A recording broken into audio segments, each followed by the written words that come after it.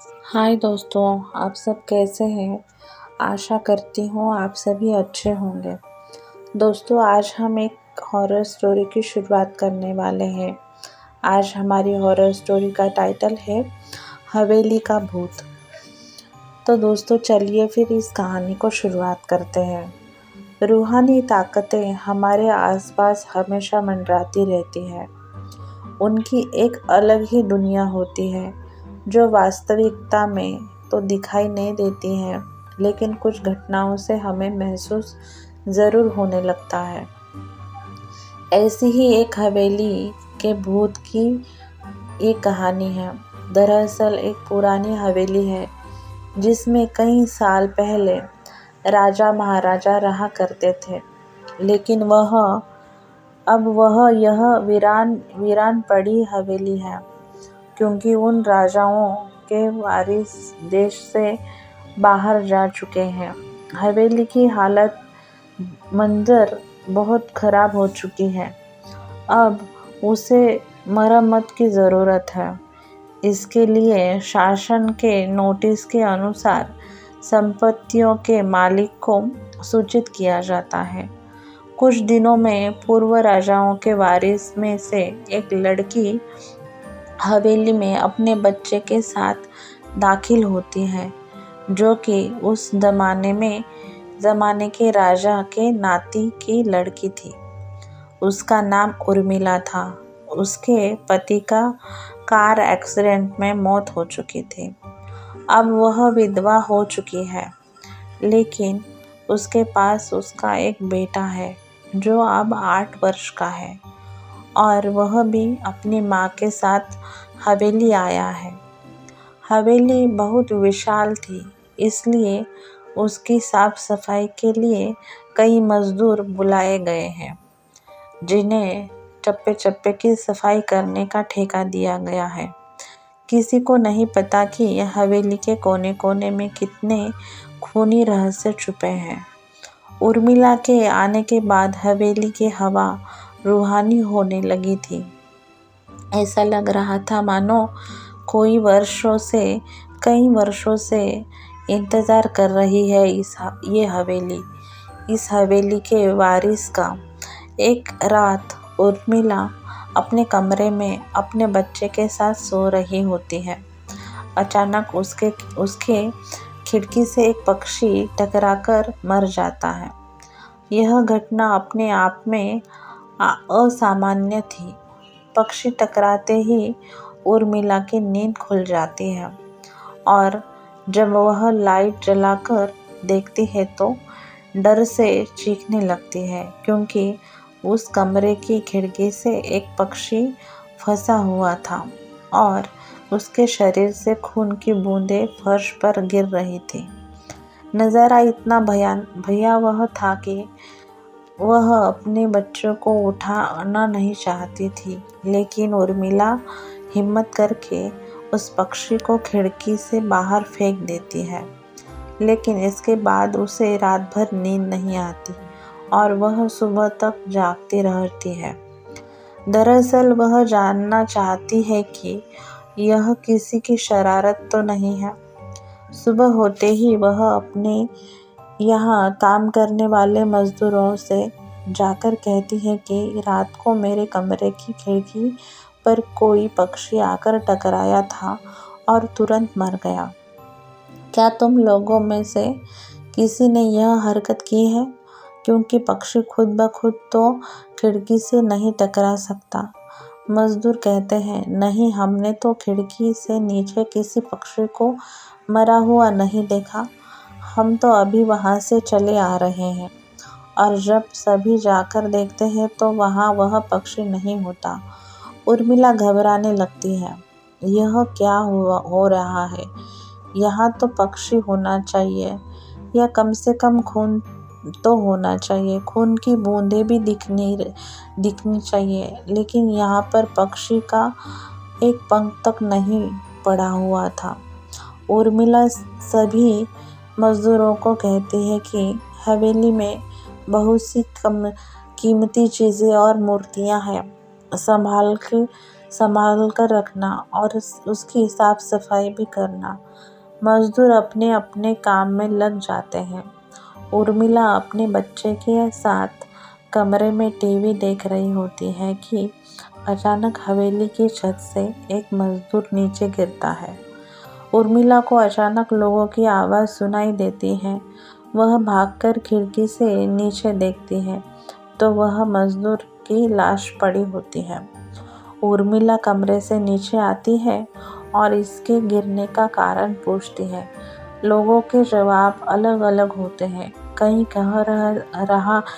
लोग कह रहे होते हैं कि इसने खुदकुशी की है, आत्महत्या की है, और कोई कह रहा था कि यह गलती से गिर गया है। सभी के दावे अलग अलग थे, लेकिन उर्मिला को कुछ अनकही बातें सुनाई दे रही थी। उर्मिला के कान में अचानक एक आहट के साथ आवाज़ आती है, अपने बच्चे को बचा सकती है तो बचा ले। उर्मिला यह वाक्य सुनते ही अपने कमरे की तरफ भागने लगती है, क्योंकि कमरे में उसका बच्चा अकेला टीवी देख रहा होता है।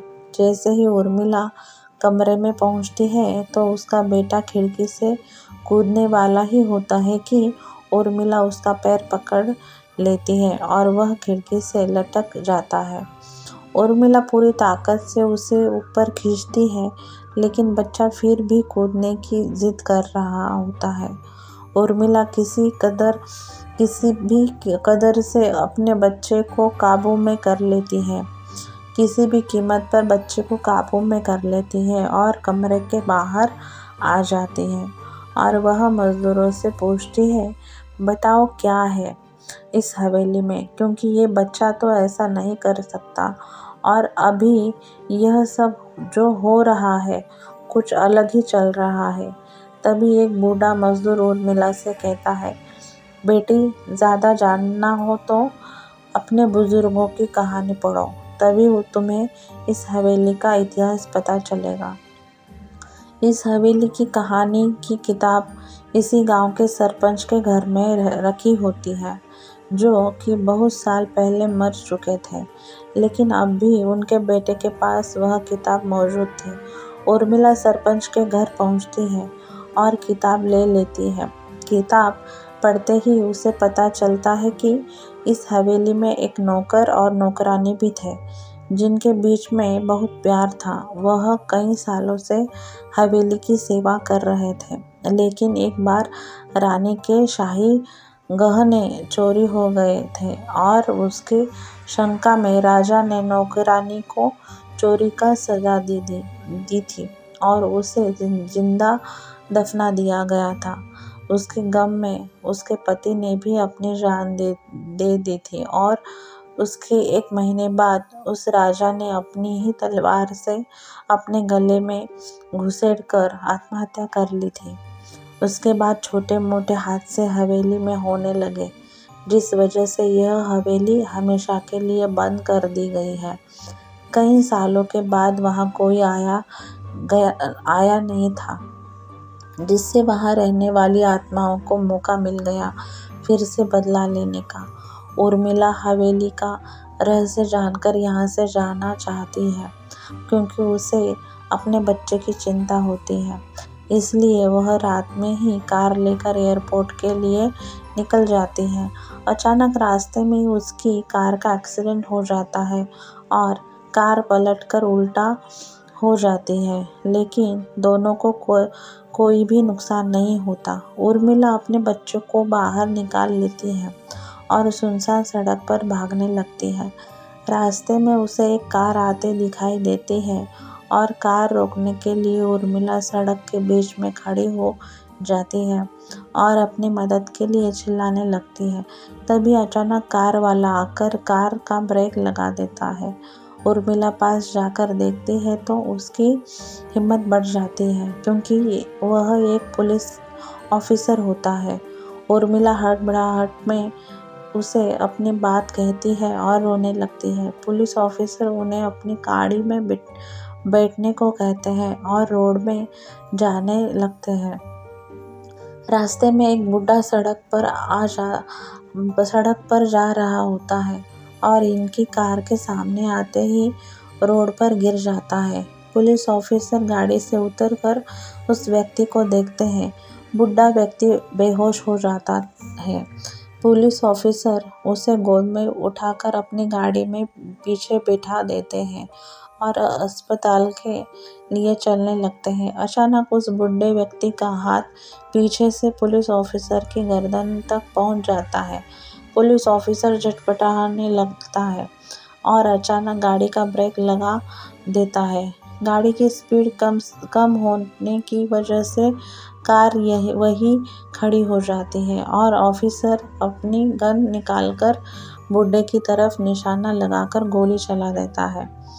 बुड्ढे की सर में गोली लगने से भी उसकी जान नहीं जाती है। महिला और पुलिस ऑफिसर दोनों समझ चुके थे कि यह कोई भूत है। भूत को देखते ही उर्मिला अपने बच्चे को लेकर बाहर निकल जाती है और इसी बीच पुलिस ऑफिसर भूत की पकड़ से अपने आप को छुड़ाने में कामयाब हो जाता है। पुलिस ऑफिसर के बाहर निकलते ही तीनों बाहर रोड से भागने लगते हैं और कुछ देर भागते हुए उन्हें सड़क के किनारे जगमगाती लाइट्स दिख रही होती है। पुलिस ऑफिसर उर्मिला से कहते हैं कि मैडम, यह एयरपोर्ट है, जल्दी चलिए। उर्मिला अपने बच्चों को लेकर एयरपोर्ट के अंदर पहुंच जाती है। एयरपोर्ट पहुंचते ही उर्मिला की जान में जान आ जाती है, क्योंकि पुलिस ऑफिसर की बहादुरी की वजह से उसके बच्चे की जान तो बच गई थी, लेकिन हवेली में भूतिया ताकतों का आधिपत्य अभी तक बना है। और इसी के साथ खूंखार भूतिया कहानी ख़त्म हो जाती है। दोस्तों, आपको ये कहानी कैसी लगी आप कमेंट में लिखना ना भूलें। अगर आपको ये कहानी अच्छी लगी हो तो आप लोगों ने हमारा चैनल सब्सक्राइब नहीं किया हो तो हमारा चैनल सब्सक्राइब करें। आपको कहानी कैसी लगे कमेंट करें और अपने दोस्तों के साथ कहानी को शेयर करें। तो दोस्तों, कल मिलते हैं एक नई कहानी में। बाय।